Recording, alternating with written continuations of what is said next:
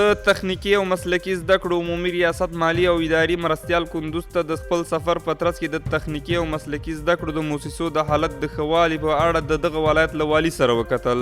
په دې کتنه کې مفتي فضل الرحمن فاضل د کندوز له والي وغوښتل چې د تخنیکي زده کړو د ریاست د املاکو په تثبیت او د غاصبینو له منګلو څخه د هغوی په خلاصون کې مرسته وکړي.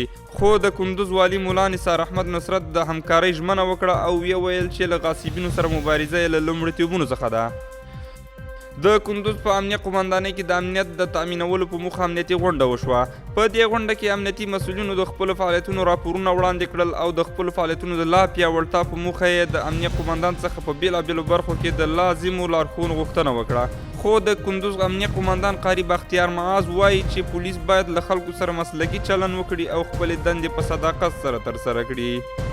د دولتي ځمکو د غصب مخنیوي کمیسیون په خپله غونډه کې د کندوز ولایت په ګلتیپې ولسوالۍ کې د 15,906 جریبې للمي ځمکې د غصب د مخنیوي په اړه خبرې وکړې.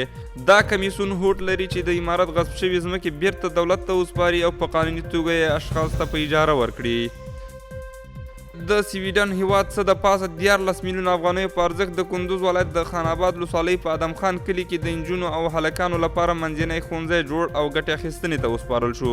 په دې ښوونځي کې 519 زده کوونکي په زده کړو بوخت دي چې له دې ډلې 319 نجونې دي. په کندوز کې د واو دفتر 11 بېوزلو میرمنو لپاره د خیاطۍ ورکشاپ جوړ کړ. دا اقدام د اړمنو کورنیو په ځانګړې توګه د ښځو د ځان بساینې په موخه ترسره شوی دی.